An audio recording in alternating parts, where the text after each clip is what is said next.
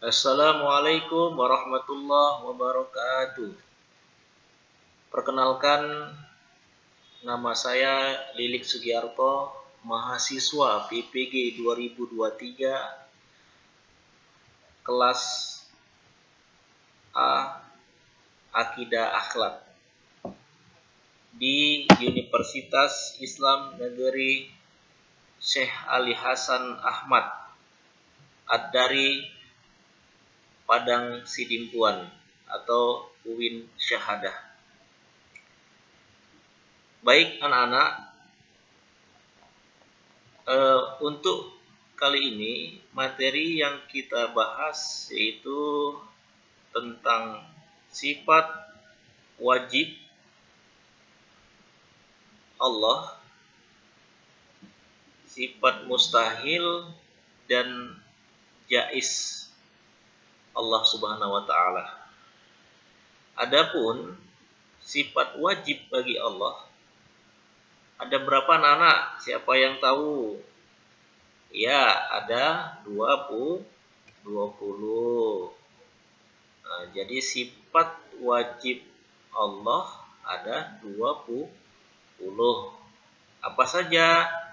Wujud, qidam, baqa, mukhalafatu lil hawadisi, qiyamuhu binafsihi, wahdaniyah, qudrat, iradat, ilmu, hayat, sama', basar, kalam, qadiran, muridan, aliman, hayan, sami'an, basiran, mutakalliman.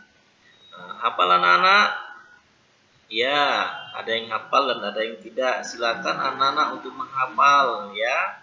Nah, kemudian dalam sifat wajib bagi Allah ini terdapat ada 4 jenis, yaitu ada klasifikasi sifat Allah Subhanahu wa taala, ada 4 sifat, yaitu apa saja sifat-sifat itu? Yang pertama sifat nafsiyah, yang kedua sifat salbiyah, sifat ma'ani, dan sifat yang terakhir ma'nawiyah.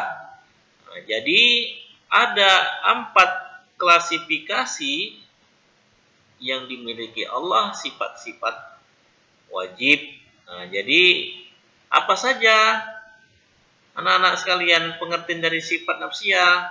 Ya, apa saja itu sifat nafsiyah? Ya, sifat nafsiyah itu yang pertama adalah wujud. Ya, Allah bersifat wujud, ada yang merupakan salah ciri iman kepada Allah. Nah, jadi kita sudah meyakini bahwa Allah itu ada. Itu salah satu dari sifat nafsiyah jenis Allah ya.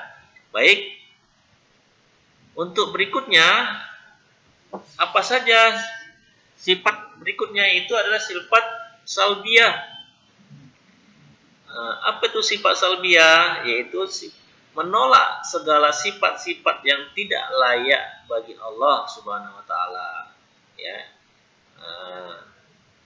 Atau digunakan untuk meniadakan sesuatu yang tidak pantas, karena Allah Maha Sempurna ya, dan tidak memiliki kekurangan. Allah itu kamil ya, sempurna ya. Nah, jadi sudah jelas untuk sifat yang kedua ini adalah sifat salbiyah, ada sambungan daripada wujud. Yang kedua apa? Qidam ya. Kemudian apalagi qidam? Yaitu qidam, baqa, setelah baqa mukhalafatul lil hawadisi, qiyamuhu binafsihi, dan wahdaniyah. Apa itu qidam? Ya, qidam adalah lebih dahulu ya. Jadi sebelum Allah menciptakan langit dan bumi, Allah sudah ada ya. Kemudian apa itu baqa? Ya, Bako itu kekal, ya. Eh, Baqa itu eh, sudah ada dan tidak pernah mati, ya, kekal abadi, tetap dia. Kemudian apa itu berikutnya mukhalafatul hawadis, ya, mukhalafatul hawadis. Allah itu berbeda dengan makhluknya, ya, tidak ada satupun makhluk yang menyerupai Allah. Nah, itu mukhalafatul hawadis. Qiyamuhu binafsihi, ya, qiyamuhu binafsihi, Allah berdiri sendiri dan tidak membutuhkan bantuan apapun dari siapapun. Kemudian wahdaniyah, wahdaniyah yaitu esa, ya, Allah qul huwallahu ahad, ya, Allah, katakan Allah itu hanya satu. Berikutnya apa? Selain dari sifat salbiyah, yaitu sifat selain itu adalah sifat ma'ani, ya. Apa sifat ma'ani? Sifat yang terdapat dalam zat Allah sesuai dengan kesempurnaannya, yaitu kudrat, iradat, ilmu, hayat, sama, ya, basor, dan kalam. Apa itu kudrat? Yaitu kuasa, ya. Adanya alam semesta beserta isinya menjadi bukti kekuasaan Allah, itu adalah kudrat. Kemudian apa iradat? Ya, berkehendak, ya. Kehendak Allah sifat bebas, tidak ada yang bisa melarang atau memerintahnya. Segala yang diciptakan Allah adalah kehendaknya. Nah, itu adalah iradat. Kemudian ilmu, ya, mengetahui, ya. Allah Maha mengetahui. Mesti seorang dokter atau arsitek ahli di bidangnya, mereka tentu telah belajar terlebih dahulu dengan jangka waktu yang cukup lama, ya. Kemudian apa selain itu? Hayat, ya. Apa tuh hayat? Artinya hidup, ya. Allah Maha hidup dan tidak memerlukan sesuatu untuk bertahan hidup, ya, karena kehidupan Allah tidak ada awal dan tidak berkesudahan.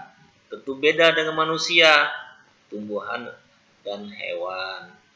Berikutnya apa? Sama, ya, mendengar, ya, semua suara dan bunyi, baik itu yang jelas, samar, bahkan tidak terdengar oleh manusia, ya, maupun tersembunyi, semua, ya, sekalipun dapat Allah dengar, ya. Nah, jadi sudah jelas manusia, Allah itu Maha mendengar. Kemudian apa? Selain sama, yaitu basor, melihat. Allah dapat melihat segala sesuatu, ya, baik itu yang tampak maupun yang tersembunyi. Semuanya tidak luput dari pandangan dan pengawasan Allah Subhanahu wa taala. Kemudian terakhir kalam, berkata-kata atau berfirman, ya, kalau yang kita kenal. Komunikasi tidak akan berhasil jika tidak menggunakan bahasa yang jelas. Begitupun dengan Allah, ya. Mustahil baginya yang telah menciptakan hewan dan tumbuhan namun tidak bisa berkata-kata atau berfirman, ya. Nah, jadi ini adalah contoh dari sifat ma'ani. Yang keempat, ya, jenis keempat itu sifat yang terakhir, ma'nawiyah. Apa itu sifat ma'nawiyah? Sifat yang berkaitan erat dengan sifat-sifat ma'ani, ya. sifat-sifat yang berkaitan erat dengan sifat-sifat ma'ani. Sifat-sifat ini tidak dapat berdiri sendiri karena pada tiap sifat ma'ani ada sifat ma'nawiyah yang juga disebut dengan penguat bagi sifat-sifat ma'ani. Apa itu sifat ma'nawiyah? Qadiron, muridan, aliman, hayan, sami'an, basiron, mutakalliman. Qadiron apa? Ya, Qadiron itu maha kuasa atas segala sesuatu. Ya. Kemudian muridan, ya, maha berkehendak atau segala sesuatu, atas segala sesuatu. Kehendaknya maha kehendak atas segala sesuatu. Aliman, maha mengetahui, tidak ada satupun hal yang luput dari pengawasan Allah. Aliman, itu maha mengetahui. Hayan maha hidup. Allah lah yang memberi kehidupan seluruh makhluk di bumi ini.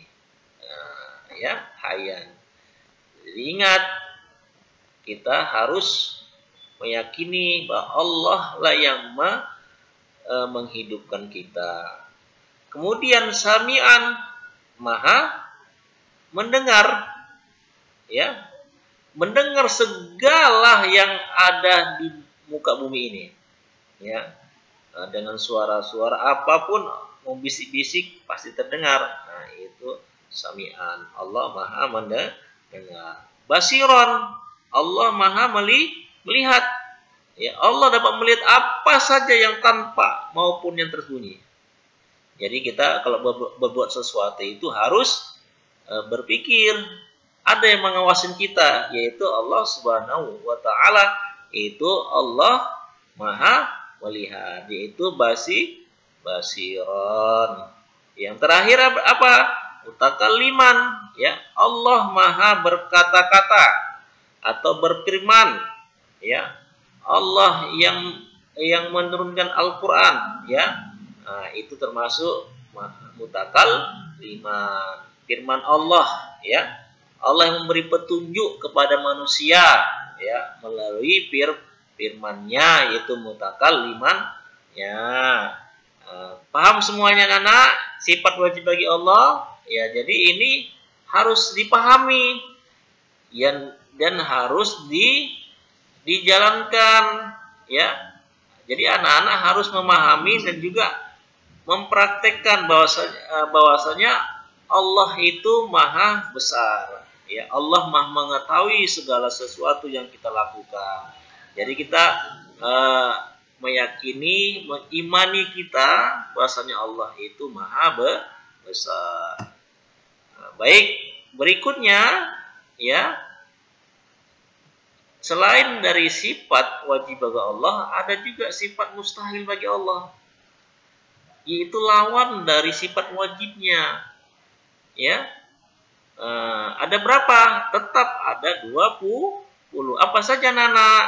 Ya, yang pertama Adam, Kudus, Panah, Mumasalatul lil hawadis, Ihtiyaju lil ghairihi, Ta'addud, Ajis, Taroha, Jahil, Maut, Samam, A'ma, Bukom, ya, Amma, Bukmun, Kaunuhu azizan, kaunuhu karihan, kaunuhu jahilan, kaunuhu mayitan, kaunuhu asham, kaunuhu a'ma, kaunuhu akma, ya.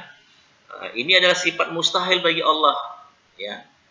Jadi ini lawan kata daripada sifat wajib bagi Allah, ya. Yang sifat yang tidak dimiliki Allah, ya. Sifat mustahil ini adalah sifat yang tidak dimiliki Allah. Apa itu Adam? Ya, tidak ada. Itu Hudud apa? Hudud baru, ya. Ya, ada yang mendahului atau ada yang mendahului. Panah apa? Panah binasa. ya. Kemudian umtasalatul lil hawadis, ya, menyerupai makhluk ciptaannya. Astagfirullahalazim, ini adalah sifat yang mustahil, ya.